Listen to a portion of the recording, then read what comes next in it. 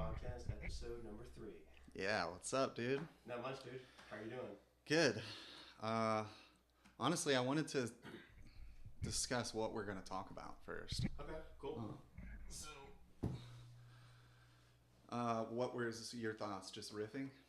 Obviously riffing's always great, but I think definitely, I know you wanted to touch on key collection and how we're going to get our paid products, get traffic, funnel the traffic to them, get people in our free community. So I think that'll be something great to touch on. What about you? Yeah, that's what I was thinking. I was thinking it would be good if we can get some sort of talking points on the course itself that are kind of come up organically in the conversation where we can riff on those subjects so that we can hopefully turn some of that into potential creatives that. I went over the course that you created and it looked pretty solid. Nice. I really liked it. Nice. Yeah, I feel like the one thing that I need to really uh, make it good is just to do some video summaries.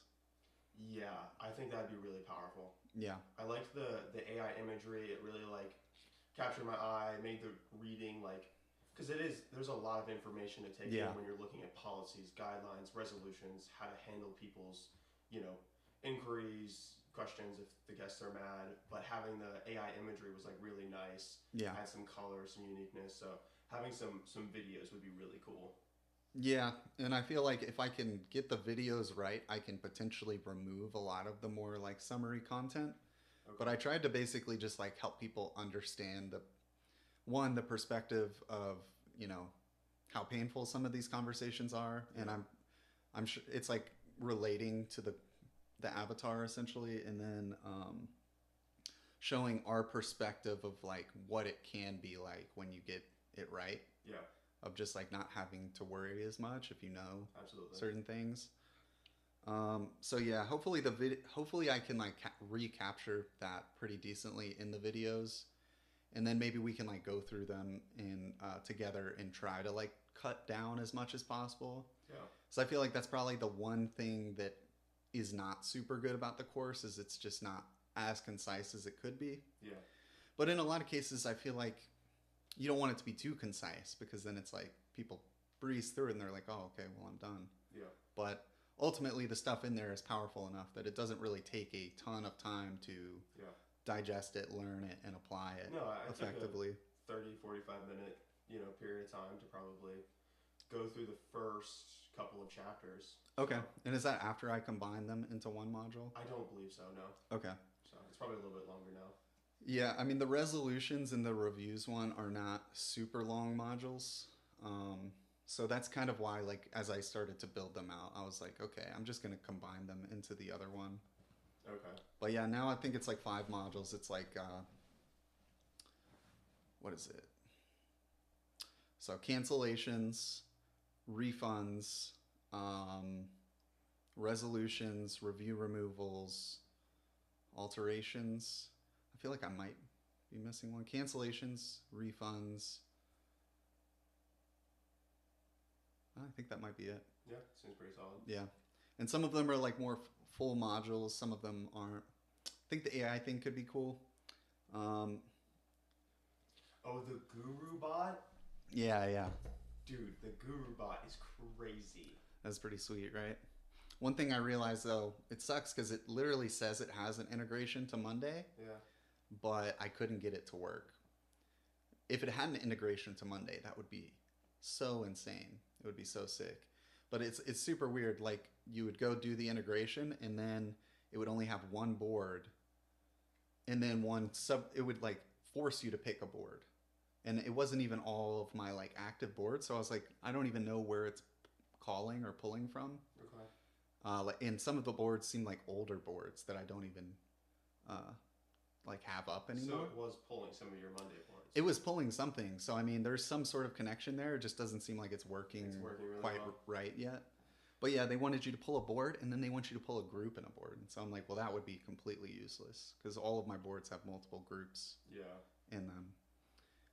But yeah, so the downside, what I realized is, because I wanted to build that out for the whole operations side of the business so that people could just reference everything. Yeah.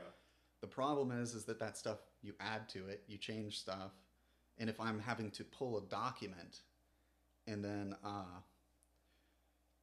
reference it from the document and not directly from Monday, then Yeah. obviously it's not going to always have the updated information. So that could become a problem. So, like, for the viewer's understanding, I want to get to the Guru Bot. Before that, like, what is Monday and why do you use it? Monday's a CRM that basically manages all of our operations. So everything from work orders for maintenance to keeping track of the cleans to delivering supplies to managing and keeping track of resolutions. Um, we pretty much track everything through Monday because it has a ton of automations and makes it really easy for us to work with a larger group of people. And it was essentially just my answer to becoming overwhelmed with different things that needed to be done and needing to get them out of my head and into other people's vision so that I wasn't the one having to remember everything and do everything. And so, yeah, once we did that, it just made it super easy to basically be able to keep track and communicate all information. And so, we went from having to have all sorts of like lost and found stuff to remember, all these different supply orders. The cleaners are telling you every single day, this unit needs this unit needs that. Now we don't even talk about stuff like that. So my phone is clear. I'm not receiving 100 texts a day from my cleaners or maintenance people. They pretty much just all have QR codes in every single unit. And so when they scan the QR code, they can basically select what type of work order they want to do. So if it's like a supply reorder, they just select that. And then they go through and they just put paper towels, toilet paper, dish soap, whatever it may be. And then when they click submit, it automatically uploads the work order as a supply order. And then that goes to our VA. The VA orders the stuff, marks it ordered. When the stuff arrives, it gets marked available. When it gets marked available, the runner, the person who actually goes and delivers the stuff, gets a notification. So like all the statuses have like notifications built in so that pretty much it just eliminates all of the communication from like a big chunk of your operations, which is really important as soon as you're over like 5 units. I've been playing with it a lot, obviously since you've been kind of showing me how Monday works. But I haven't been able to play with the notifications. I'm really excited to kind of have that in place. So have part of my teams getting notifications when, something hits a certain, status. Also really like the user interface of Monday, like the colors and how you can kind of color code like the status of something, like whether it's pending or it's shipped or it's ordered or delivered. It's super, super great for organization. Yeah, for sure, man. It's honestly not that hard to get the stuff set up. I feel like a lot of people just aren't used to computer stuff, and that's like kind of where my like nerdy background really helps out, is because I can just like get in there and be like say what I did for my previous business when I worked for like a much larger hospitality company is I pretty much just managed everybody remotely. Like I was the mobile workforce manager, so we had like 60 cleaners and like 7 delivery drivers delivering linens, and we managed like over 900 properties on the Outer Banks. Yeah.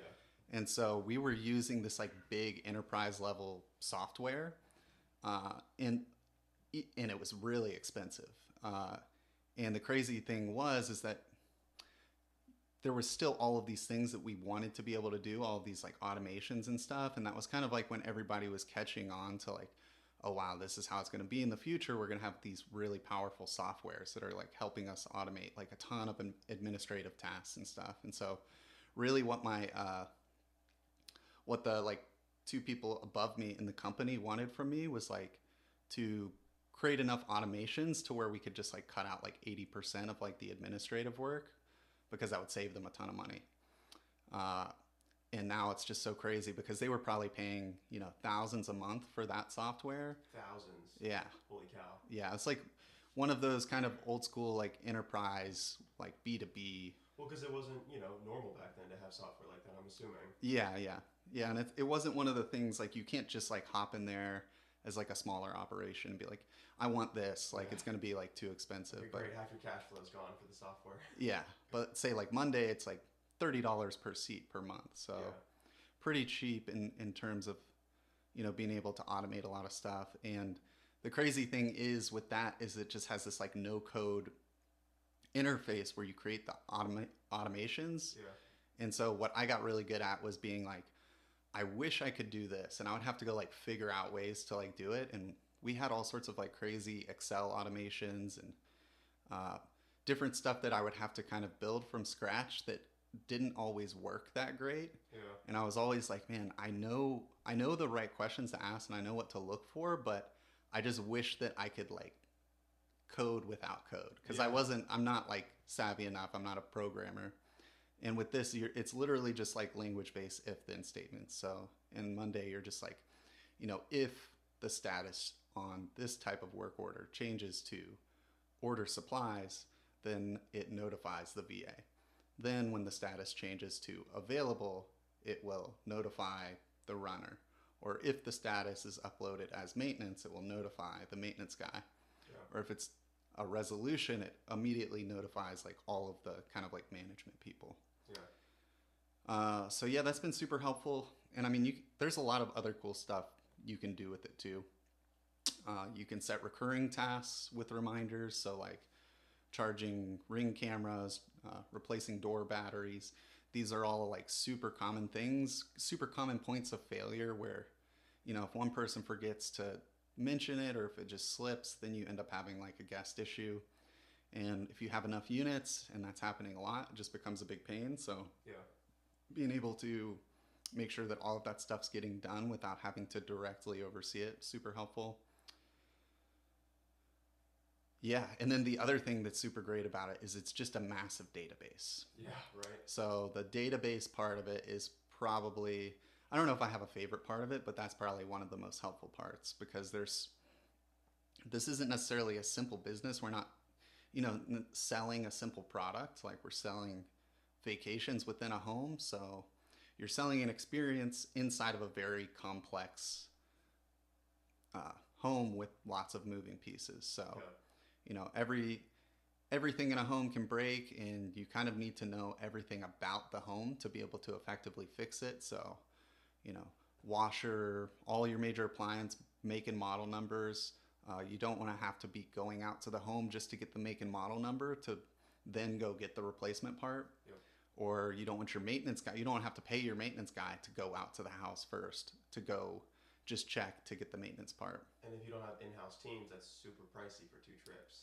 Yeah, for sure. You're literally paying double. So you're saving 50% just by being able to have the pictures of all the make and model numbers assigned to that unit in the database. And then if we can get this AI thing working, that's going to be really cool. Yeah, so tell me a little bit about that. You found an AI model called Guru? Yeah.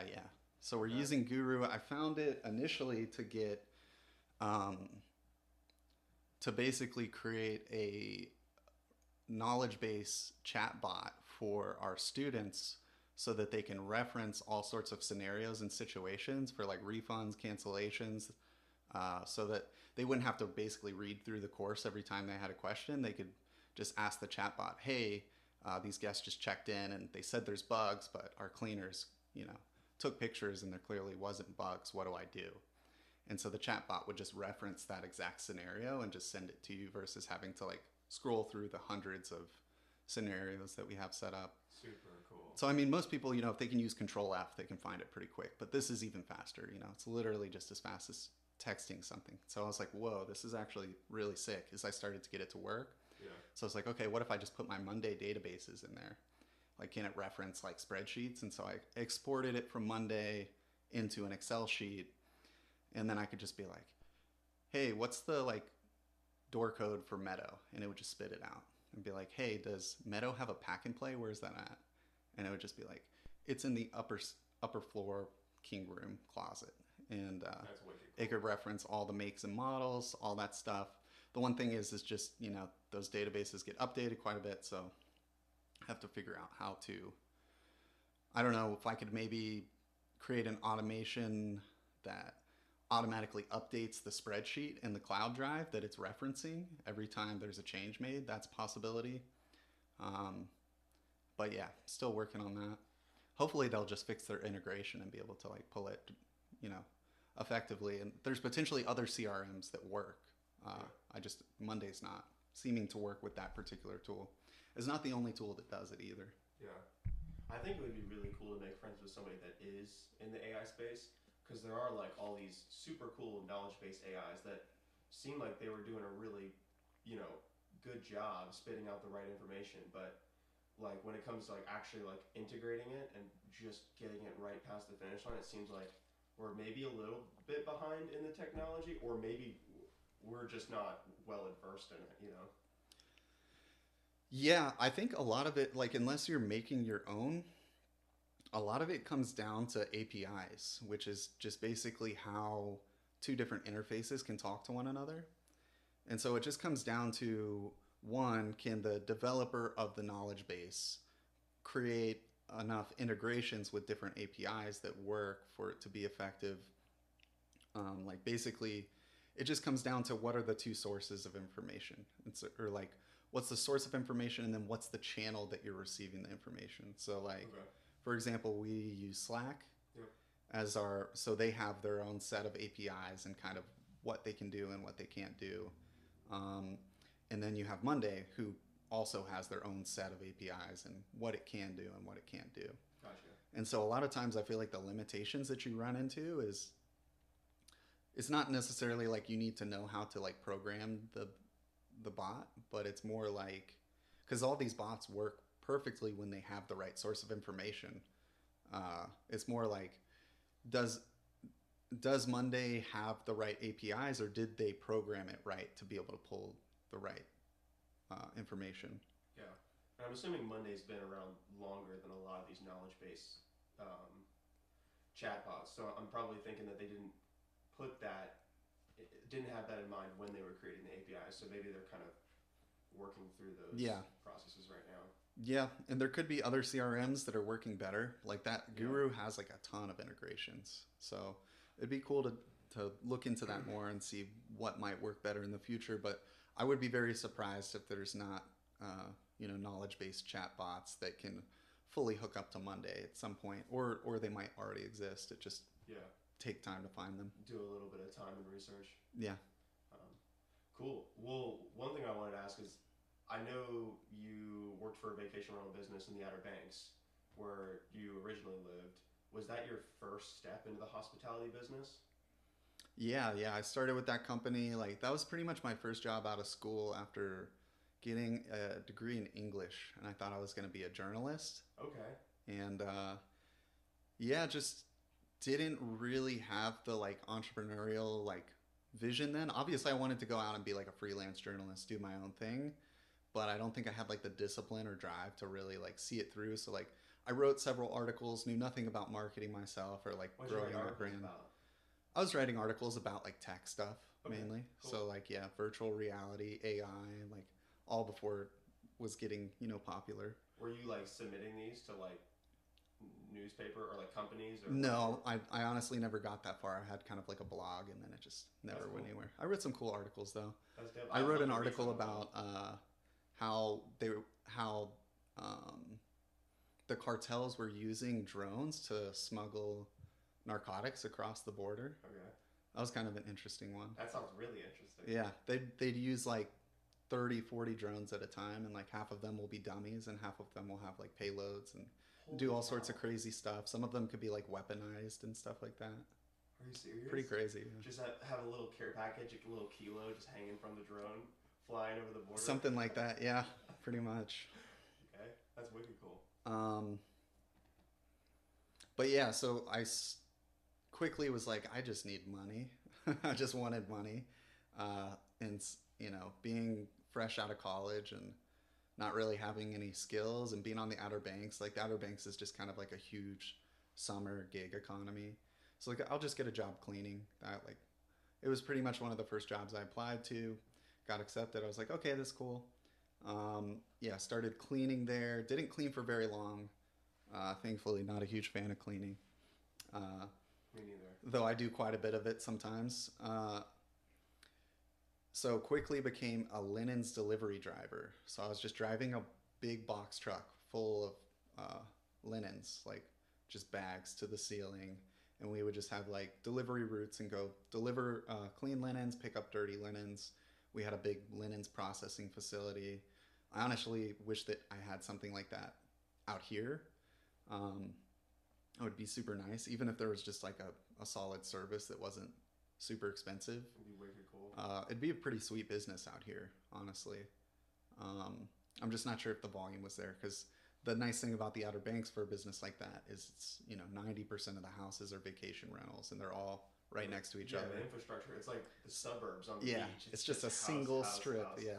Yeah. Yeah. Okay. So yeah, I did linens for a while, and then I just kind of kept taking opportunities to show them that I knew about computers and stuff like that, because I was like, okay, it'd be kind of sweet if I was doing some computer stuff, because I did want to go into programming when I first started college. Always been really into computers and stuff like that, like dabbled in like hacking and stuff like that. So I was always like very good at like conceptual stuff, but I never really took the time to like be super I guess like practical, like technical. But I always had really good conceptual understandings of like how to do stuff, and I could find the tools that I needed to like get something done. Okay. And so yeah, I started doing the same thing for them because they had this new software that they were using, and they didn't like fully know how to use it and like fully utilize all the capabilities. So I helped them with that, and then eventually just went completely remote and actually moved out here to Asheville and was working for them remotely for a year. That's right. Okay. Yep. Yeah, and then I, right as I was like getting a pretty serious pay bump, at least for me at the time, they were offering me $60K a year, and I was like, at that point, I really had just decided that the culture wasn't right for me there, and Okay. decided to go into brewing. So I did that for like 6 years, and then yeah, kind of went full circle. But now I just kind of started my own vacation rental business. Okay. And for the hospitality business, I'm curious. I got two questions. What was wrong with the culture that you saw in the business, and then also, what skills did you learn while working remotely on the tech, the systems, even just maybe even doing the linens and the cleaning? Yeah. So I mean, what was wrong with the culture mainly had to do with so there was pretty much like two people above me in the company at that point, and it mainly just had to do with the vice president. Like I just didn't trust him. It was basically a matter of like character traits. Like he had displayed some character traits that I didn't like and that I didn't trust, and so yeah, I just didn't feel like continuing to work under somebody that I didn't like or trust. Makes sense. And then in terms of like what did I learn? I mean, man, I pretty much learned everything about the hospitality business at scale, which was pretty cool. Yeah, right. Which isn't always, it doesn't seem like immediately applicable if you go start your own thing, but it very, very quickly becomes like super applicable. That could have had a really key correlation to how quickly you scaled. Yeah, for sure. And I mean, that's exactly what I thought to myself too. When we started our first Airbnb, we weren't even really thinking about, starting a business at all. We were just like, Asheville is really expensive. We can't afford this house. We need to sell this house and move into a house that can make us money. And so we did a house hack where we had, an Airbnb in the basement. And, it all started just like no crossover in terms of skills, really. It was more like watching YouTube videos like Robuilt, Sean Rocky Jeech, and just figuring out how to run Airbnb on the platform, like all the basic stuff. And then I think where we did a really good job was like designing a good product. I pretty much figured out the very simple but powerful concept of all I need to do, because I wanted a high level of certainty that this was going to work, because pretty much what had happened is we got really lucky just kind of being in like a housing bull market where our house appreciated a ton. We bought it for like 191 and sold it for like 321, like 3 years later. And you didn't put a tremendous amount of work into it?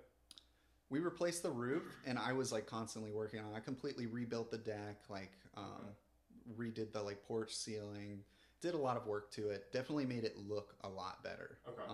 Nice. So yeah, some of it was like true equity, and some of it was like appeal.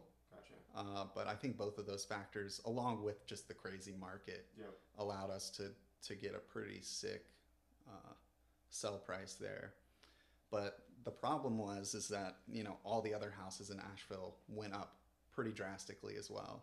Gotcha. So the idea was like, You got all this equity, but everything else is. yeah, exactly. Now we got like maybe I think we had like 128K in cash.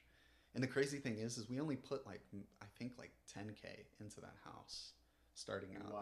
It was 191, and I know we put a 5% conventional down payment. So like wait, 5%. Yeah. Is that FHA or is that just? It wasn't FHA. Conventional I think loan. FHA was like 3.5, but for some reason I believe we were able to get a 5% That's amazing. conventional. Yeah. And so when did you buy and when did you sell?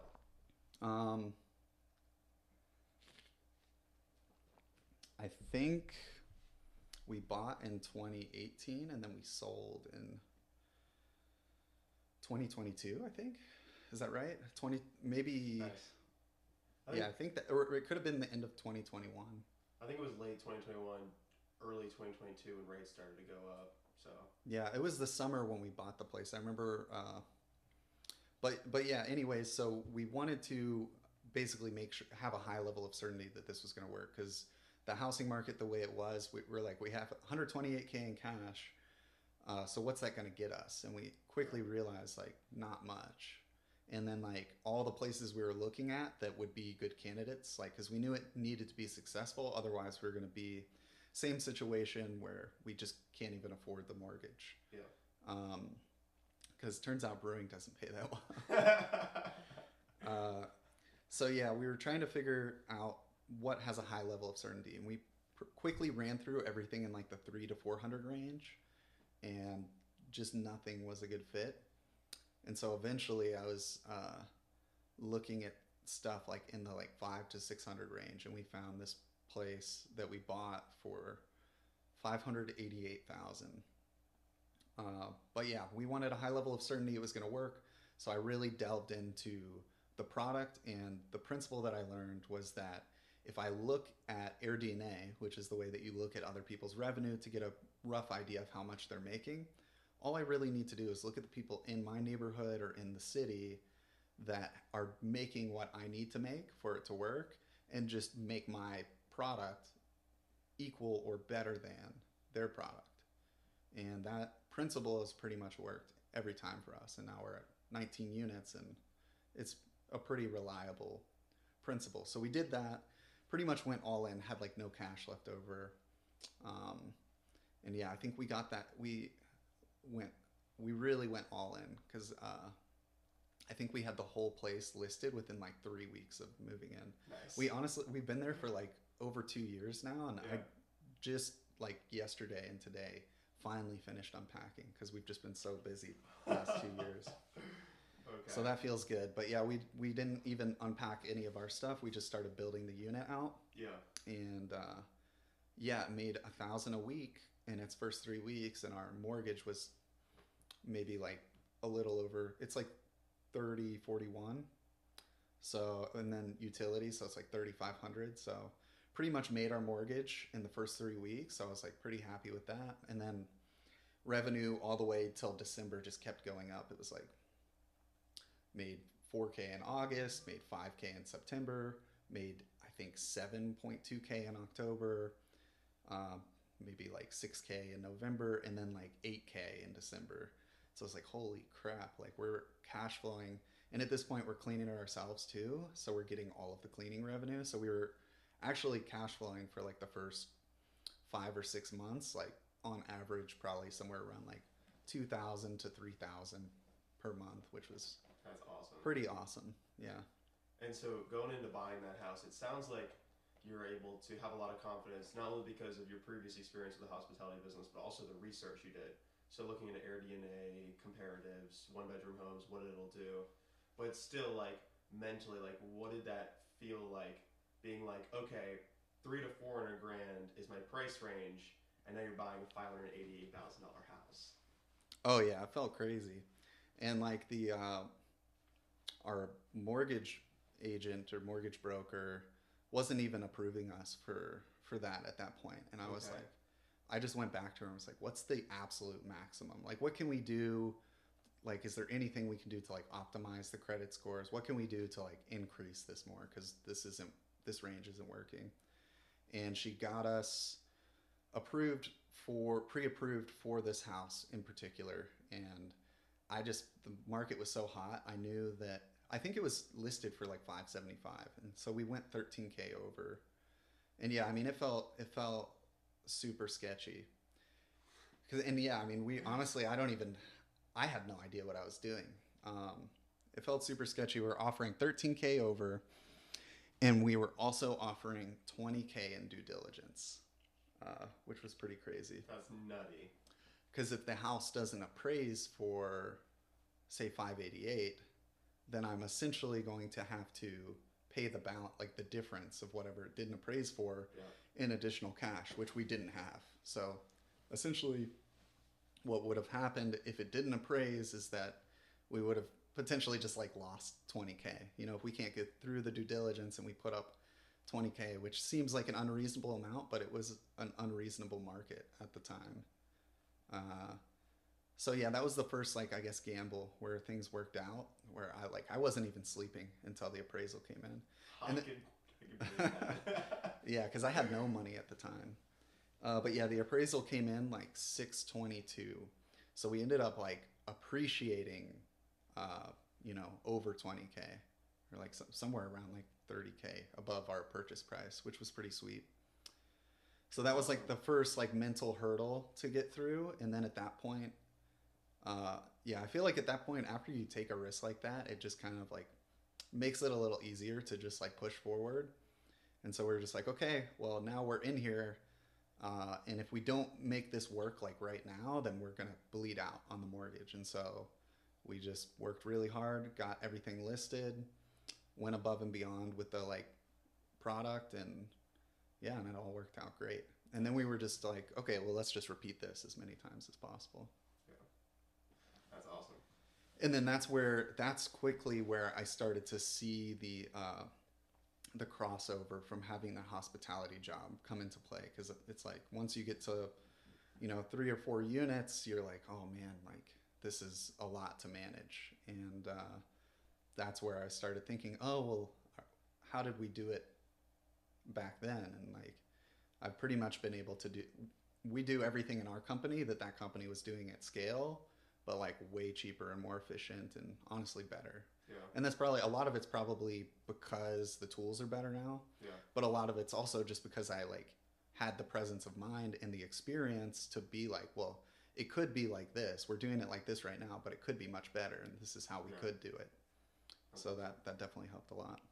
That's awesome. And where were you at? So like you were here in Asheville doing the remote work for the vacation rental business for a year. Were you in the old house at that point? Like when did you start? I was renting at that point. Okay, you were renting. Yeah. And so then after a year or so, you bought your house.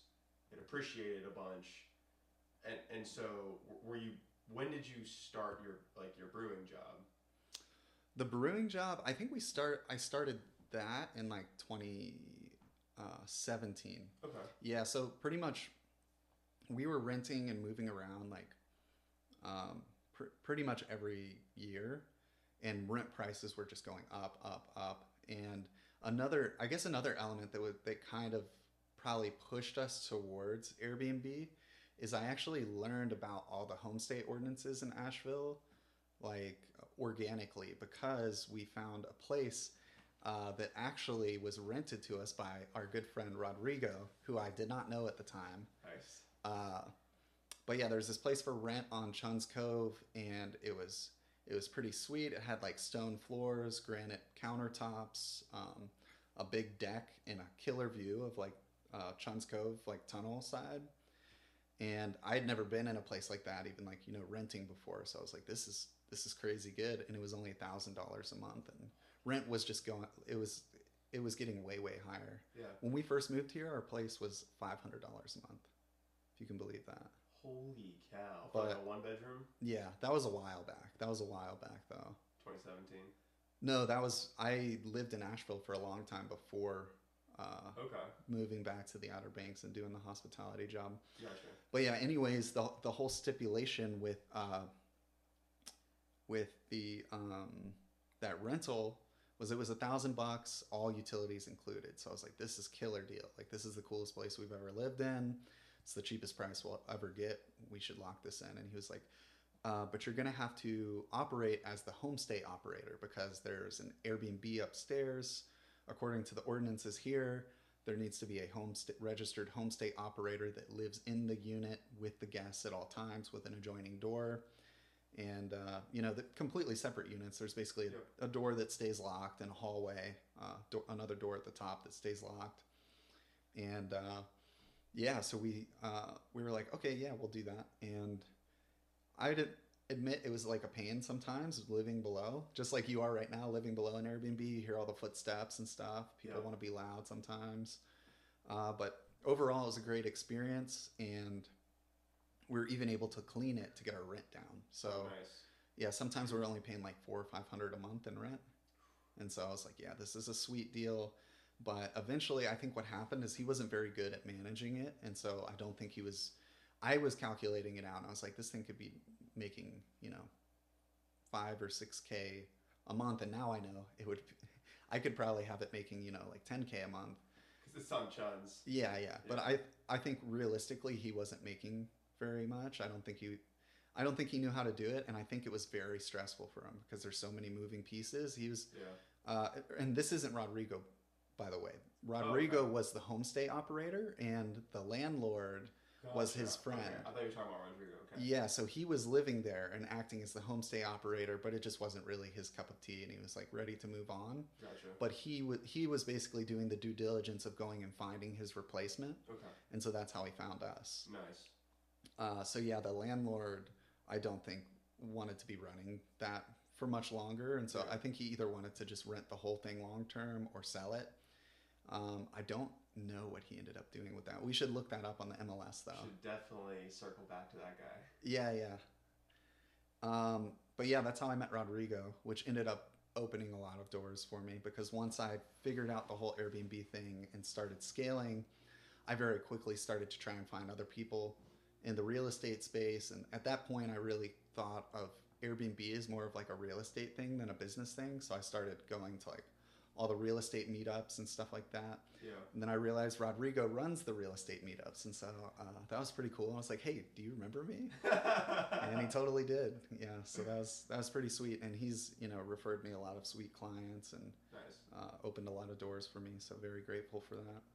Yeah. Super, super curious about, because like obviously you do co-hosting predominantly and I do arbitrage. And I feel like acquisitions is a little bit different for those two different, types of hosting. When it comes to co-hosting, it is the main way to get clients to get your first listing, your proof of concept, and then to just go out, network, shake hands, meet people, see who wants to get into the space. I mean, how did you scale so quickly? Because you scaled from like, I think you said 1 to 18 units in less than a year, correct? Yeah, I think so. I think I went like 1 to 23 units in less than a year. Nice. Yeah. Okay. But we've since downsized. Yes. So yeah, the number one thing, and the crazy thing is it really all happened within kind of like a 6-month span. Okay. So like not a ton happened from the time we listed throughout the next like 6 months. Not a ton happened other than basically accruing the credibility piece of like the revenue statements and seeing their performance and being able to see your ranking on AirDNA. And so I think that us going all in on the product, and then obviously I was looking for any way to maximize my revenue, start improving my operations, all that good stuff. You start running into all the headaches, all the problems, and you're like, okay, I got to fix that because I'm working a full-time job still, like pretty demanding brewing job at that point where I'm working rotating shifts, working a lot of night shifts, 12-hour shifts. And so I basically just needed to automate that as much as possible. So got really solid on operations, comfortable with that, all the basic stuff at that point. Yeah. Then, yeah, just it was really good that we did a good product starting out, because that gave us the confidence to be like, look, we're like number 4 in the zip code, and this is our first try, so like it's working pretty good. And yeah, just that little 1-bedroom basement made us over 80K last year. So that's pretty much what I did. Is I started getting on Facebook groups. I like made a website, made a video, like a, basically like a outreach video, just saying, hey. The one where you're at the corner of the couch. Yeah, with the big mustache, just basically saying, the state of real estate is changing, or Airbnbs is changing. And so yeah, I did that. Got my first client, a revenue management client, and I basically just, the way I pitched her was, look, this is what my unit does in revenue. Your unit is very similar. I think if we make these improvements and I manage your revenue, that we can get you from here to here. And so that works pretty well. And the whole premise with co-hosting, which makes it such a good offer, is that you can basically say, I'm going to improve your revenue to an extent that I'm paying for myself completely and making you more money. So the proposition is a really great one. And I think that's what made it so easy to scale, honestly. Having a great offer. And right around that time is when I read Hormozi's $100 million offer. Yeah.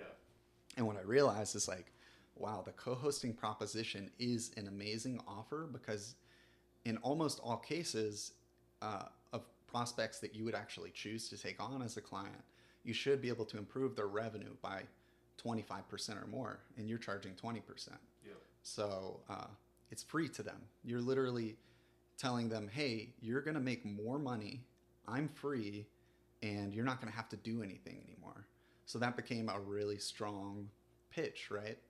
And so yeah, got the first client, went through several other clients where we basically learned the lesson quickly that you can't just take anybody, because there's a lot of people that wasted our time, a lot of people that you can just tell wouldn't be a good fit. It's like a lot of people don't have the knowledge, and then they're also the type of personality to where they're not going to let the person with the knowledge like operate.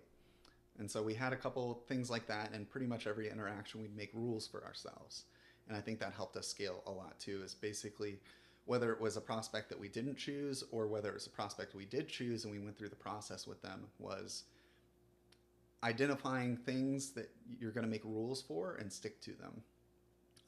And so that's pretty much what we did. And another value add that we did to scale quickly was basically saying, we're going to redesign the unit for you for free. So this unit has this potential, but we're going to need to do this upfit or this redesign and get you there. You're going to pay for all the materials. We're going to do the whole design and build for free.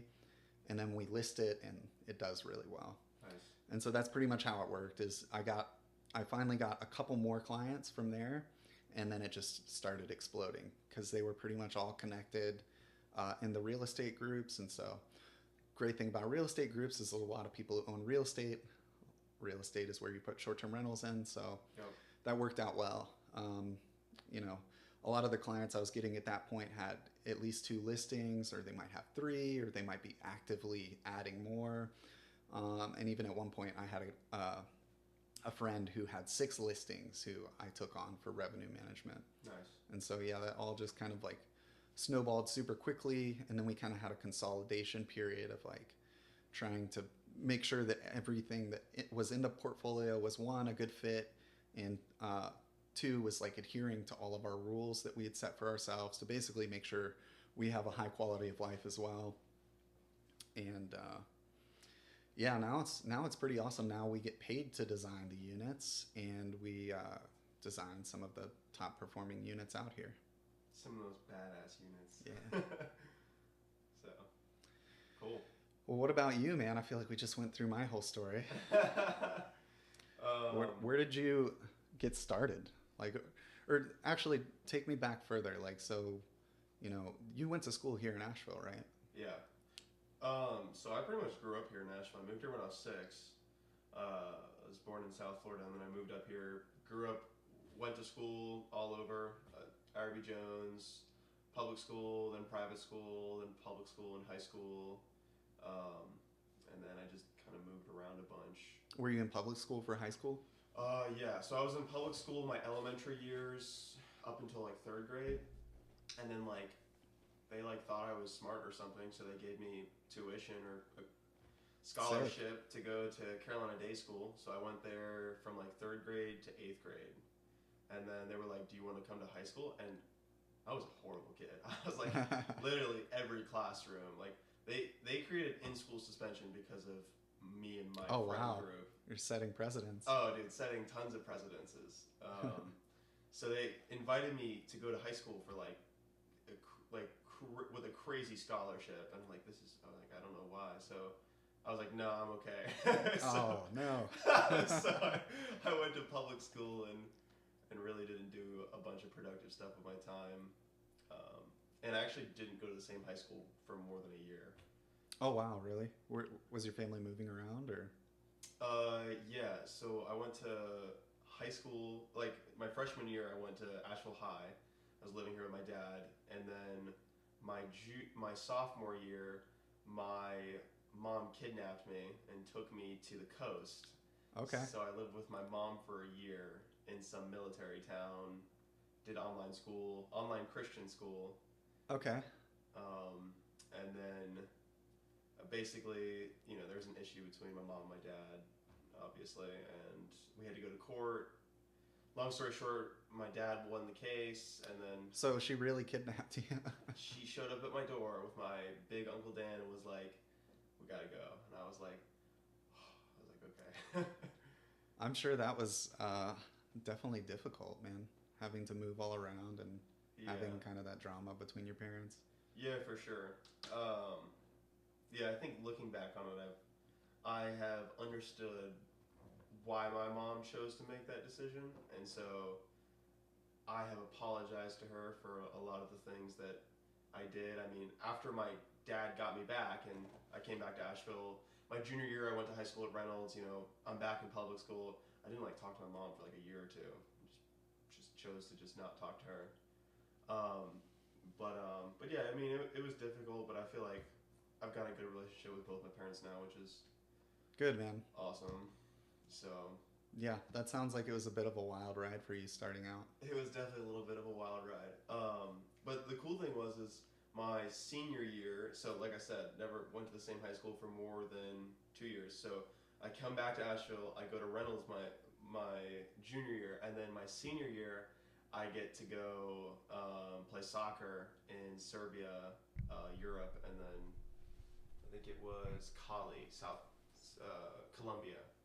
So So you're playing like competitive soccer yeah, for that's awesome. yeah. I mean that was my first dream, was to go pro in professional soccer. Like I didn't want to do anything else. I didn't want to be an entrepreneur. I didn't want to make money. I didn't want to do a vacation rental business. I wanted to be a pro soccer player. That was my dream growing That's up. awesome, man. So yeah, I got to travel and play with a bunch of professional teams, play against a bunch of professional teams, and it was a great experience. Like going out of country, which I had never done before until then, was extremely great to mature. Especially going to like second world countries and like places where people don't have the luxuries that we have. I think it was good for Yeah, me. gave you a lot of perspective, I would imagine. Yeah, I don't think I'd be the entrepreneur I am today if I didn't go out of country and play soccer. That's really cool. So what character traits do you think you might have developed playing soccer? I think Like was there anything like that was uniquely that carried over to like help you be an entrepreneur? so. I think like actually like character traits from playing soccer is probably like obviously busting my ass. So that is training twice a day, stretching at night, running in the morning, swimming for recovery, like whatever it is. It was just always doing something to benefit the goal of becoming a professional soccer player. So everything I did, whether it was journaling about how I could have taken a better touch in the second half of the game, or everything was focused around how could I become a professional soccer player. So I think that helped a ton. And then also like teamwork. Like I know me personally, I don't like building and working by myself.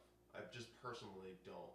And I think that's because of soccer. It's because, dude, I mean, somebody fucks with somebody on my team, like I'm ready to go. Like I'm ready to play the game. So I think So probably you get that like team mentality built in. yeah. That makes sense. That makes sense. I mean, you're around it a lot. Yeah, I think playing with people and then probably busting my ass is probably the two character traits. That'll definitely do it. I feel like that's a solid baseline for any entrepreneurs, just to do one thing for a extended period of time where you're putting like 100% into it and making a lot of sacrifices. If you can do anything that you're willing to do that forces you to do stuff like that, is a huge benefit. Yeah. And I honestly did not get any of those character traits, I feel like, until much later in life. Yeah. It was pretty much for me, like once we got forced out of that one homestay situation, the last place we rented and bought our first place, that was like right when I had started climbing, and I just got like super into that. Yeah. And for probably like 3 years, I just was obsessed with it. And so, eventually, kind of like right up until we bought the house hack, probably like the 2 years prior to that, was just 100% like focus and obsession on that. It was like everything I ate, all of my sleeping patterns, like everything I consumed in terms of media. All the training cycles were planned out, 6 months in advance. Yeah. I had specific projects like in the area that I was working for. I pretty much knew like what projects I should be able to take down, like next year, the year after that, like if I kept progressing linearly. And a project is like a certain climb, right? Yeah, it'd be like a certain route or boulder problem. Yeah. And like, they just get like, I love climbing so much because the boulders and the routes, they get their own names, they get their own like mythology, and like there's like clout associated with it, and so it's like cool. It's like an achievement in a video game. So before that, I played a ton of video games, lots of competitive video games, and it was more of like the nerdy like hacker type, playing a ton of video games, only pretty much like player versus player, like competitive stuff. So I like to improve and like compete. And then climbing was like this thing where I'm just competing with myself, and there's still this really awesome reward system, and also like being out in nature.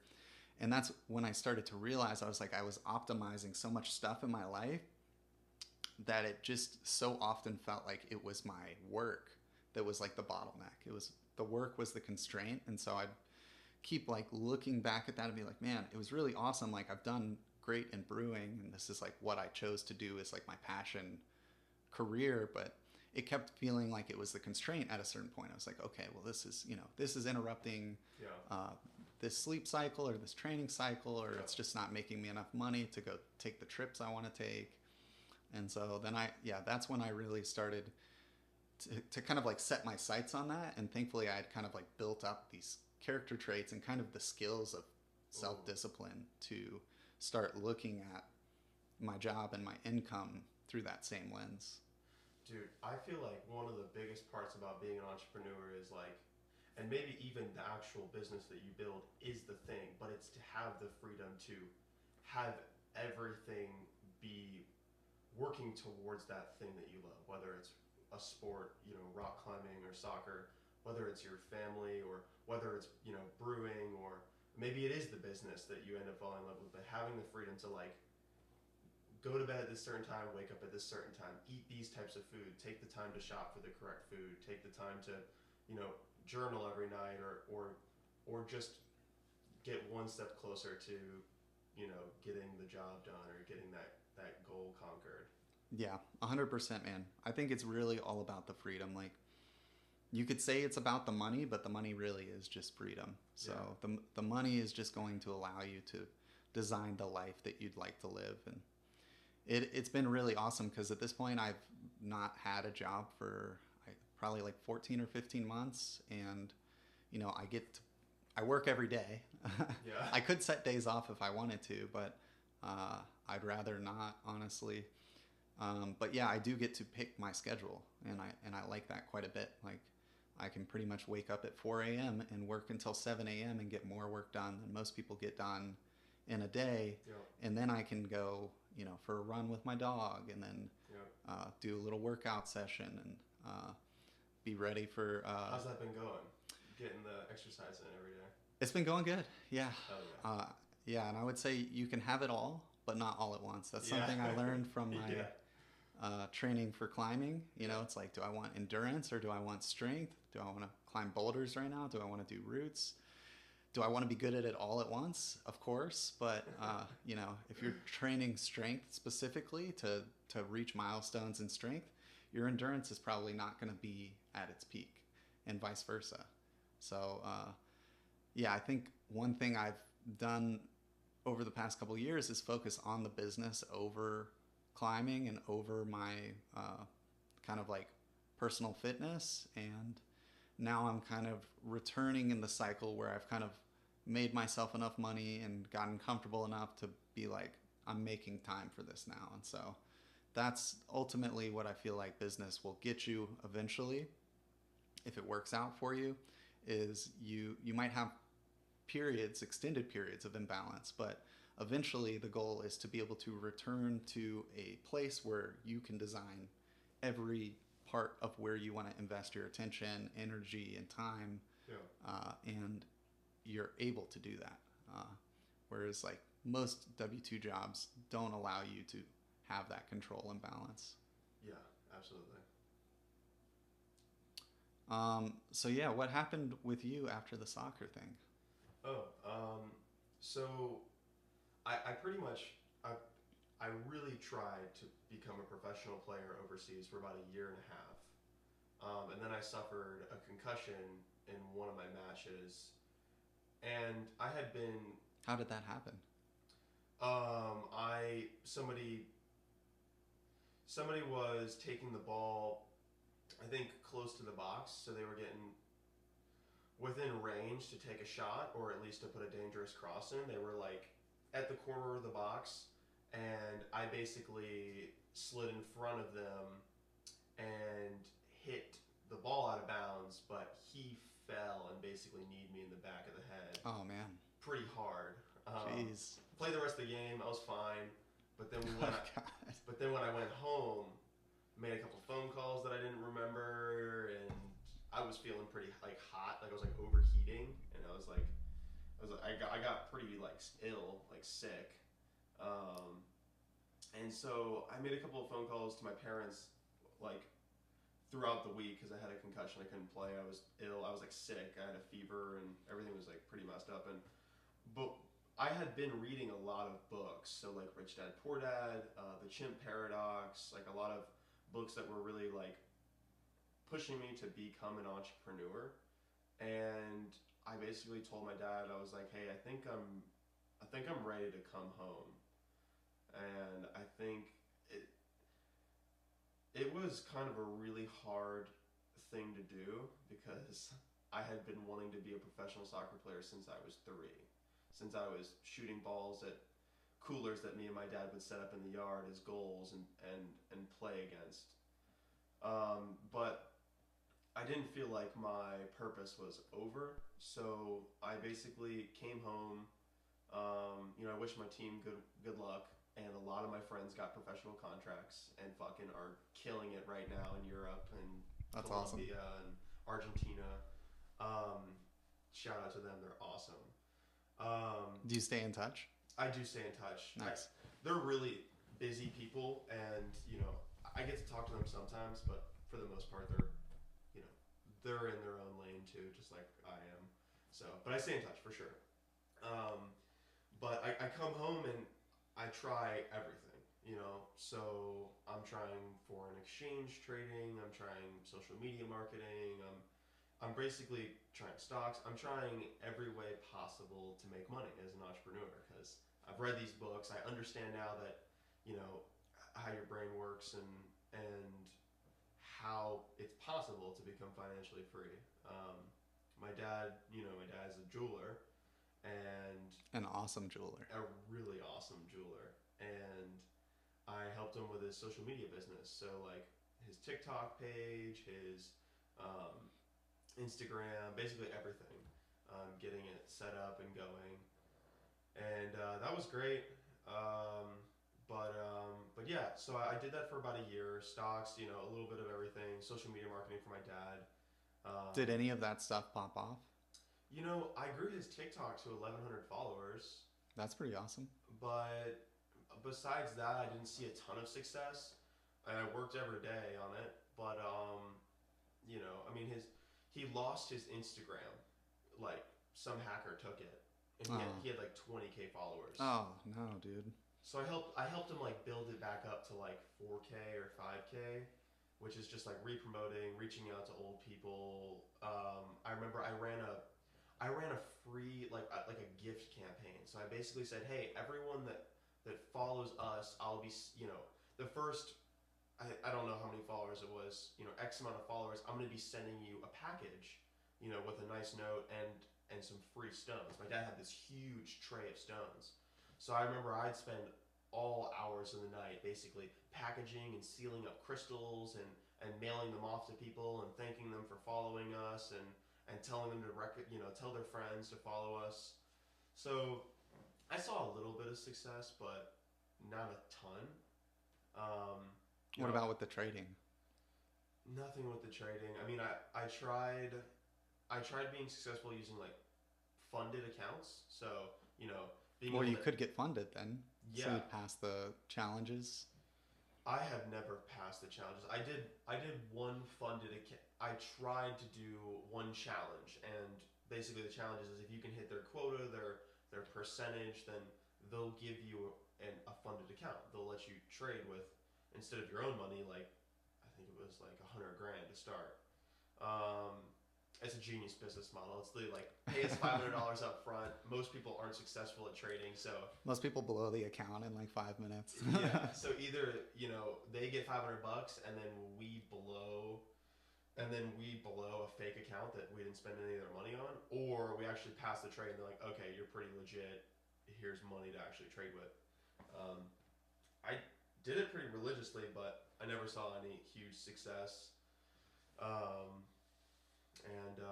so yeah, I was working out a ton at the time, and a buddy of mine I used to play soccer with, not overseas but here, in the States, Aiden, he had started an Airbnb business, and I didn't know this. He helped me with my running because he's a really great runner.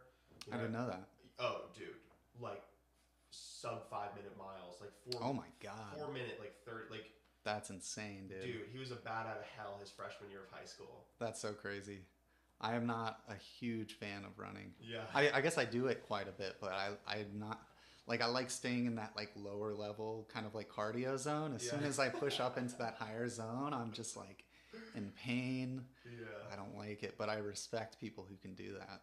Yeah. Especially for like an extended period of time. Like running fast miles or multiple Dude, fast miles, that's like it hurts. that is a level of like tolerance that I don't haven't developed. It's a painful feeling. He helped me break my 6 minute mile, so like sub 6, before I went overseas when I was That's awesome. training to go play. And so we kind of reconnected. We started working out together, and we worked out together. And so what we did was, we worked out at Planet Fitness, and we went to go eat at like an Asian restaurant. And this is where like everything started. So he starts to talk about like what he's doing, and he's I think he's either 18 or 19, and he's like, yeah, dude, I'm doing like over 10K a month. I've got like 4 properties right now that are all Airbnbs that I arbitrage. I have leases for.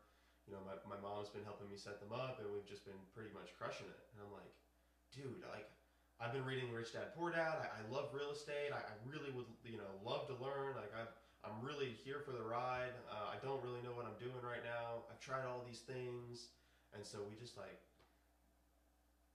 unlimited sushi, unlimited noodles. We're just eating Asian food all night, just talking about real estate. That's awesome, man. So that's where it all began for you. That's where it all began. And that model worked. Dude, and that model worked. So, yeah, so long story short, I started working for him. I started cleaning Airbnbs with him, learning how they're ran, how they're taken care of. And eventually, after a couple of cleans, maybe a couple of months of cleaning, I was like, you guys don't have to pay me. I was like, I'm really enjoying this. Like, let's just see where this goes. And basically I kept doing the cleans with them, you know, learning how to clean the hot tubs, make the beds, sweep the floors, learning how to stock, you know, learning how to communicate with guests, you know, watching him, you know, talk to them and let them in, and you know, so he was like, pretty much, you know, they started to trust me, and they were like, hey, we have this house that we're renovating, and we could probably use an extra hand. You know, I mean, I have no experience with renovating homes, but you know, they taught me how to swing a hammer and use a nail gun and put up, you know, shiplap ceilings and and floors in, and pretty much I helped them renovate this house to into a vacation rental, and we did like everything. I mean, That's crazy. Just you three? just me and Aiden. Oh, wow. Literally just me and Aiden. I mean, it was a dream. Yeah, yeah. Sweat equity, baby. Tons of sweat equity. Like, I remember there. I don't know if there wasn't any power in the house or if we didn't have any flashlights, but we would paint. When we painted the exterior of the house, we painted all day and all through the night. And in the night, we would turn our car on and turn the headlights on, and we'd be up on 2-story ladders painting the Oh tip my of the God. A-frame. I even got an image of Aiden, because you know an A-frame is like this.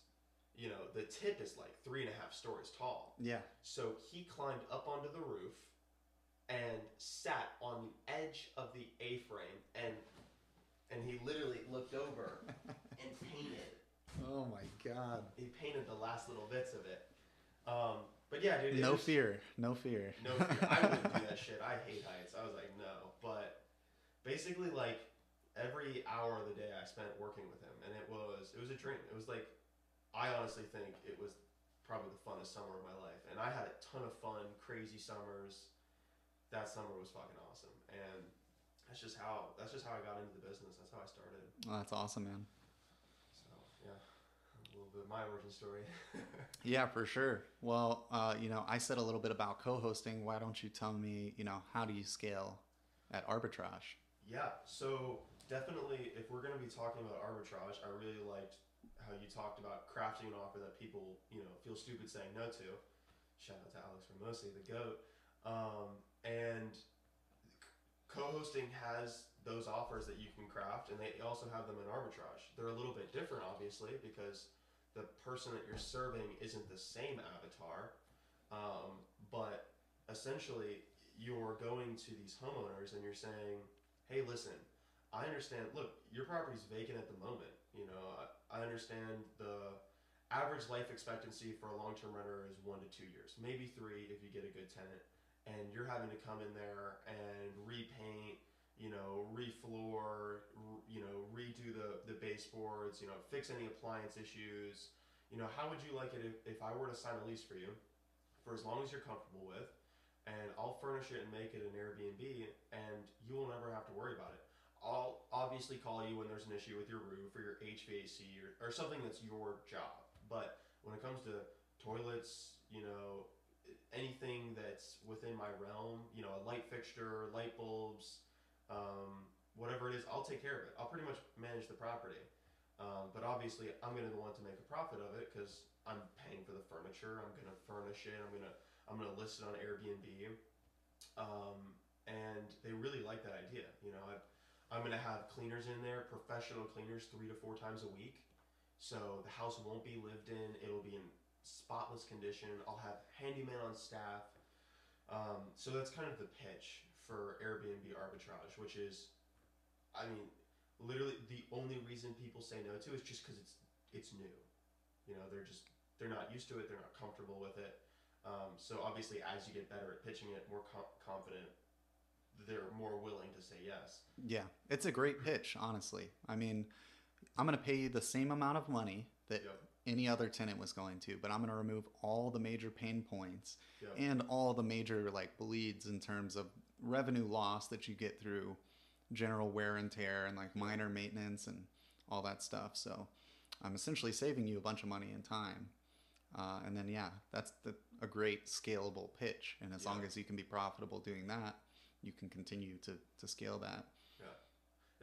So phenomenal pitch. There's our offer for Airbnb arbitrage, and so at the time, like I'm helping Aiden renovate the A-frame during the summer, and after we're wrapping the renovation up, my dad's going through like a disgusting breakup, having to sell his like girlfriend's childhood home that he bought that they were planning on renovating, and pretty much just a shit box that needed to be renovated, and now he's having to sell it.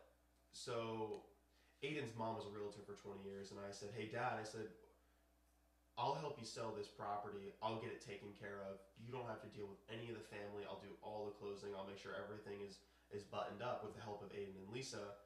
If you let me invest some of the proceeds into this Airbnb arbitrage opportunity that Aiden brought to me." So long story short, I learned everything about selling a house, listing it using third party, I forgot what it is, MLSs, and even the attorneys even fucked up. I'm 19 years old, and the attorneys signed only one deed plat in my dad's name and left the piece of land with the actual house sitting on it in his girlfriend's mom's name. So, Oh no. so I had to go to the attorneys as a 19-year-old and be like, "Yo, you guys like royally fucked up." So we had to gift the deed, and it's a huge learning process for me. And my dad let me invest a chunk of change from that property into the furniture for this property that Aiden was letting me have, and I dumped all of my savings into it as well. So this was a arbitrage deal that he had secured and essentially passed Aiden. off to you. Yeah, so Aiden was like, "I've got this arbitrage deal." And isn't that such a great gift? I feel Yeah. like, especially starting out, it's like we have people out here that I do the same thing for with co-hosting. It's like this deal doesn't fit like my box of like Yeah. what's a good fit for me at this point, but it would be a great starter deal. Yeah. And so like being able to give somebody that gift is just like, especially if they like actually really want it and like take it and run with it, Yeah. it'll change your life. It changed my life, and I'm so grateful for Aiden, because what happened was the homeowner that he had worked with, he already signed a lease for with another property. She said, "Hey, I've got this cabin coming online. It's 5,600 square feet, 5+ bedrooms. Do you want it?" And it wasn't that easy. I mean, we did a lot of negotiating and convincing, and we even went to the property when her tenants moved out. Long story short, like the house was ruined. Really? Dog blood, feces everywhere, barbecue in the carpets, like everything Ew. needed to be repainted. Oh yeah, like a $40,000 reno just from one tenant living in it for a couple years. And so pretty much we got the lease for it. We signed $4,000 a month lease. We gave them a $4,000 security deposit, and we furnished all of it on the best budget you could possibly have. And that was the story of me getting my first unit. So I got that unit, and I ran that unit, and I did everything like you did for the first 6 months. I did all the cleans. I learned how it worked. I did all the maintenance. And a couple months later, another opportunity comes up from a homeowner that Aiden had built a relationship with. And Aiden was living in Boone at the time, and I was like, "I'll do it." I was like, "I'll take it." He was like, "Okay." So That's awesome. And yeah, I mean, when you like take the ball and run with it like that, there's just, especially once, like say for Aiden, once you've like developed yourself to an extent, there, depending on how aggressive you're being, like taking on debt and stuff like that, there's only so much you can do to scale in a given period of time. Especially with the arbitrage model, it does take capital to continue scaling, but it's like to be able to pass that on to somebody versus just passing up on it, or taking a deal that might not be ideal for you at the time. It's like just being able to capture that value that otherwise couldn't be captured is huge. I mean, and I can get into, we'll probably get into this later, but I'm an asset to Aiden now, and because he was able to set me up, we're both able to thrive together. Yeah, for sure. The more powerful your friends are, the more your network is your net worth. Yeah, exactly. So, and so it's the first time I've ever said that. Really? Yeah. But it's true. Saying. It's very true. It's very true. But how to scale your arbitrage business? I mean, I got this second listing that came into play. Aiden through to me, and I did that one pretty much by myself, all the furnishings and taking care of the furniture and getting it listed, and it was just a snowball. I mean, a month after that, I bought a duplex creative financing, and then 2 months after that, I got another unit and another unit, and it was just a snowball. It was just confidence was continuing to be built, and not only that, but cash flow. I rolled the cash flow from the first property I did and put it into the next arbitrage unit, and then I had 2 properties cash flowing. Then I'm collecting both the cleaning fees on, because I'd rather clean for my own business starting off and learn the business than work a W-2 or do whatever, and just kept literally dumping into the next one and the next one and the next one. And Yeah. And I'm sure the revenue on some of those units are pretty crazy. And the cash flow, like say on that bigger property, if your overhead's like say $5,000 a month because the rent's $4,000 and whatever other expenses, if you're cleaning it yourself, I mean, if it's making, $14K a month, that's a lot of extra cash flow. And so, you can very quickly get to the point where you could be adding new units like every single month if you want to. Yeah. I do think that you helped me break a lot of, I don't know if you would call them beliefs, but just like pricing. Like you helped me break a lot of like pricing beliefs, because a good month for me with my cabin was 10K. Now, mind you, when you're 19 years old and you make $5,000 from one house, like that's awesome. Feels great. Yeah, you've got a lot of cash to work with, but I really wasn't hitting $14,000, $16,000, $18,000 months until you were like, you can do more with this. I included rollaway beds and sleeper sofas and extra amenities, and then I priced my property a lot higher and held out on the holidays. So that's when I started to see like really rapid growth in my revenue at that listing. But yeah, I still was, on a good month cash flowing $5,000 from one listing that I could take to the next deal. So like before and after the changes, would you say what was like your best month? What would it look like? I think the first year it did like around 120. And then I think after really implementing the right pricing, the amenities, taking advantage of how big it is, sleeping 16 plus people, I think it cracked over 145. So okay, so like a 25K increase. Yeah, so an extra probably 2K a month in revenue, which is essentially cash flow. Because if I'm already cash flowing on a property, any dollar I make over that is cash flow in my pocket. Yeah. So an extra 25K in rev isn't proportional. It's not like, okay, you have an extra 15% in cash flow. No, I had like an extra 35% in cash flow. So how much did you have to put into it cash wise to get that change? Because it seems like you basically, I think I probably told you, up your amenities, up your head count, and like you probably did that pretty economically. Yeah, I mean the property already had pretty solid amenities. I mean, we already had a hot tub, we already had pool tables and ping pong tables, but when I bought the rollaway beds, which were like $750. I think it was like $350 a piece, $375 a piece, and that sleeps an extra 2 people. I bought the sleeper couch, which I put up in the game loft, and got the extra seating up there for people to sit in and also sleep in if they want to, which is probably another grand. And then Aiden and I built the movie theater room, which did cost like $3,500, but I mean $3,500. We have 8 luxury movie theater chairs we snagged off Marketplace. And, yeah, that's a cheap movie theater room. Yeah, built our platforms and bunk beds ourselves. So I'd say, and it looks killer. Thank you. I would say, and props to Aiden, like that's the dude when it comes to getting all that, the design done, the ideas put in place. I would say it probably cost us about $5K. And 5K for 25K in 1 year? Yeah. I mean, 25K in cash flow. Yeah. That is I mean, if you look at the investment in isolation, that's more like a 500% cash flow, right? Yeah.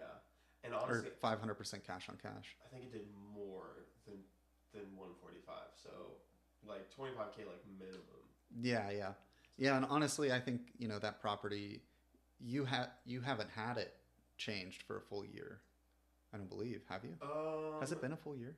I I think we're coming up on a full year because Okay. I made the changes. I think If we didn't have the hurricane, it would have probably done like 180. it would have done very well. 180, For sure. 190. Yeah. But yeah, it I don't know. I think I started making those improvements around winter time last year, so I think we're coming up on a year. Awesome. So yeah, but Nice, man. cool. Well, what else should we talk about? What do you What want about to talk crypto? about? I haven't looked at my phone in a while here. Dude, it is pumping, bro. Literally, I turned on Alex Becker videos and I got so much just good memories of just watching him. Like, he's so fucking funny. Yeah, he's hilarious. Dude, he is hilarious. The shit he says, I'm like, holy cow, I can't believe this guy says this and he runs like $100 million businesses. This is amazing. Yeah. This is great.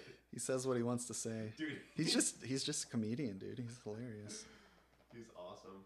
Lily does not like his sense of humor at all. I fucking love it. I think it's hilarious. Oh, man. He brings out the degenerate in all of us, you know? Oh, yeah. Oh, it definitely brings out the degenerate in all of us. But yeah, the whole crypto thing is pretty exciting. I've been waiting on that for quite some time now. I've been in crypto, honestly, since like 2012. Never really investing seriously, but always, like I said, being that kind of nerdy person, had all of that stuff on my radar. I used to have a friend in college, like back in like 2012, who I was looking at his computer. We were just over there like hanging out at his house, and I was like, "What are you doing?" He's like, "I'm buying Dogecoin," and he just like had like a smirk on his face, and I was like, "What are you buying Dogecoin? What is Dogecoin?" And he was just like, like Bitcoin, right? And I was like, "Yeah, Bitcoin is probably worth like, I don't know. I feel like it was worth like maybe $5 a piece at that time." And so I was like, okay, I get Bitcoin, like, but what's Dogecoin? Is it like just a joke? And he was like, I don't know. And I'm just like sitting there looking at his screen of like how many coins he has. And I honestly wasn't paying that close attention, but I just remember seeing like his balance with like 10, 20 zeros behind it. And I was just like, it's a lot of fucking coins right there. How much is that worth? And then I like look at the like USD value of it, and it's like, I don't know, like 50, $100. I'm like, oh, okay, I don't get this. This is weird, but you seem to be getting a kick out of it. So that's funny. I'm betting you that kid is worth a lot of money right now. Yeah. So I've been following it for a while now. I think it was like in 2017 as things started picking up. I was very, very interested in it. And that was like when I was working remotely with the hospitality company, and pretty much all my free time, I'm just sitting there learning about crypto. I had done some trading, and I pretty much only ever like trade in the bull markets because it just was like really easy to win. Yeah. But I never had any money, which sucked. So like I would, be like allocating just little bits of my paycheck. Finally got up to like 500 that I could, trade with, and was having a great time doing that while the bull was running. And, but I'm just like, man, I can't be sitting here staring at a chart all day just to make like $200. Yeah. So yeah, I kind of gave up on that, but would always, buy Bitcoin and hold it. And so that did pretty well, obviously, over the last I think I was in the 2017 bull run. I was able to turn the 500 into 4,000, and then I pretty much sat on that in Tether until it like dropped way down, and then I put it on back into Bitcoin and put it in a cold wallet, and then that the next bull run 2021 or whatever, that ended up 2 or 3xing, but I never really did anything with it. I just sat that one out, but still 2 to 3x just by holding it. It's always Crazy. a good thing to do. And then this final bull run, pretty much like when Bitcoin dropped down to like 15,000, 20,000, I was like, I had the short-term rental business online, and I was like, okay, we can finally like focus on this. We actually have money. Yeah. And so I was like, let's Got do some this chips. and just, easy, basic strategy. Let's just dollar cost average in. So I just basically, between Ether and Bitcoin, put about $100 a day. Just let that, automated payment, just buy that. Did that for about 4 months or so until we were at around maybe like 50,000. So that was like last year, like around this time, I think. And then, yeah, just pretty much been waiting for the bull run ever since. Had a nice like bag accumulated, just been waiting, and now it's here. Now I'm trying to figure out my plan. It's like, all right, let the Bitcoin come to here, then I'm gonna sell it, go into AVAX, then sell that, and go into some other more degenerate coin. Yeah. We're aiming for like a 3 to 4x minimum, and Nice. we're pretty much already at a 3 to 4x, but I'm aiming for a 3 to 4x of what I have now. Nice. So yeah, we'll see. Okay. Walk me through like the strategy. Like you're going to maybe dollar cost average out of Bitcoin as it runs up. Oh yeah, Are you dollar costing average out of like all of your Bitcoin bags? Like, are you gonna have like own 0 Bitcoin at the end of the bull and wait for the crash, or you're gonna keep a little bit just in case it goes to 400K? Yeah, I don't know. I don't think anybody can know for sure what's gonna happen. I think my plan is, yes, to average out and to be looking for opportunities on altcoins that are starting to run. So like what I'm looking at right now, and I'm by no means experienced at this. I'm basically just trying to do the not financial advice. the Alex Becker, stupid person strategy, because I'm a stupid person. When it comes to trading, I'm not going to try to be a professional trader. Yeah. But I'm just, as Bitcoin runs up, I just kind of have certain levels where I'm taking small pieces of that out. And then if I see an altcoin that I believe in, that it hasn't been running congruently with Bitcoin, I might just toss it in there, or I might just sit on the cash and look for opportunities in the altcoins. But yeah, I think my top 3 or 4 picks is Bitcoin. And then I like the gaming coins. Obviously liked gaming when I was younger, so I'll stick with that. Seems like there's a really strong use case for crypto there, which is kind of unique. So yeah, AVAX is pretty much like the biggest gaming platform. I think it's like the number 12 coin. Pretty safe pick. Yep. Unfortunately, it's been running pretty congruently with Bitcoin, so it's not super easy to like say, I'm going to sell Bitcoin here and then make some sort of arbitrage trade by going into AVAX. But it's more so like, all right, Bitcoin's kind of going up at the rate it's going up, and at some point, a lot of what I'm looking at is at the Bitcoin dominance, and so I'm looking for Bitcoin dominance is pretty high right now. And so I'm looking for that to start going down, because what I think will happen is even if Bitcoin continues to go up, these coins like AVAX will start going up at a faster rate. And so I'm just basically, as Bitcoin goes up, even if I'm not making a bunch of money by like hopping into AVAX, the idea is that Bitcoin can only run so far at whatever rate it's going to run. And eventually some of these other coins will start outpacing it. So been averaging into AVAX, and then after AVAX, I'm really hoping that there's going to be, at that point, I think it's going to start, you're going to have to start making decisions pretty quickly. Hopefully I could get a nice run on AVAX and then like dump it all into something smaller like a Mutable or Beam and get like a nice 3-5x on that final That hop. would be kick-ass. Yeah. And that's how it works, right? It's like typically the coins with the larger market caps run first, and then as the market picks up, the coins with the smaller market caps have more room to grow because they're smaller companies. Is that kind of how it... Yeah, for sure. I mean, the bigger the market cap, the more money it takes to move the price. Yeah. And also, I mean, liquidity has a huge factor to play in that, which is, how many people are holding their Bitcoin versus wanting to sell it. Because if there's not that many people wanting to sell it, but there's a lot of people wanting to buy it, that makes the price go up very quickly. So there's something a little bit different this bull run with as much institutional money holding Bitcoin and as many governments that seem to want to hold Bitcoin. They're not going to be out there like trading Bitcoin. So No, it's privately bought. Yeah, so that's like one instance where a huge market cap coin could potentially still have these like crazy run-ups, which is, yeah, it's crazy and scary in a way because it's like unfortunately different. Like you only get to see the bull run once like every 4 years, and so you have to kind of like prepare yourself for the next one, right? And the best way to prepare is by being in the last one.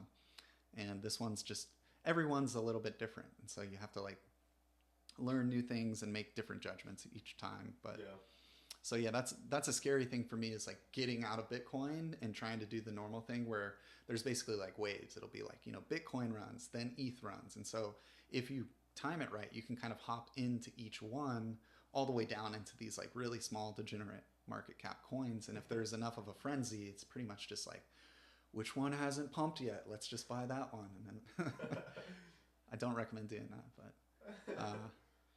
but yeah, so there definitely are like waves that you can catch. Yeah. So I'm gonna try to catch a couple waves. That's super exciting, dude. I'm like contemplating if I want to go into my ledger and like see what coins I have, because I might as well see, dude. I know. I just feel like I'm spending so much time right now with the business and with content, but I think it's worth it. It's also fun as fuck. It's so fun to look at. Coins are fun. Yeah, no, I heard about it when I first got back in the States. I did some research. I bought some terrible investments, and then I just diamond hands them all the way until this bull run. So it was Ripple, right? XRP, yeah, Ripple, and then Hedera Hashgraph. I was like, this is gonna be the new fucking technology instead of blockchain, and then some like degenerate ass. Like, I remember this one coin. It's called MetaHero, and basically their whole business model is they're gonna scan people. And it's gonna be like you're gonna have like an NFT, like your avatar. It's like you digitize yourself for the metaverse. And I was like, this is pretty fucking cool. They said they were setting them up all across the world. I haven't checked them to see if that's true or not. I'm pretty sure they just rug pulled me. But yeah, pretty much every crypto project at this point is some level a Ponzi scheme, you know, except for Bitcoin. Yeah. But yeah, I mean, to varying extents, there's definitely a lot of rug pulls going on. I feel like that's catching on like a ton now.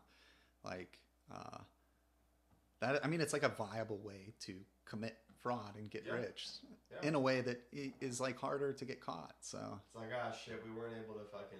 I'm sorry, we couldn't build the things we said we were going to build, but we'll take your money and we'll sell our portion. Oh, we'll disappear. Yeah. But yeah. Crypto's fun. At least you didn't buy Cardano, dude. Yeah. At least you didn't buy Cardano. Man. You know? It could be worse. Yeah. Dude, the things that Alex has to say about Cardano holders makes me die laughing, dude.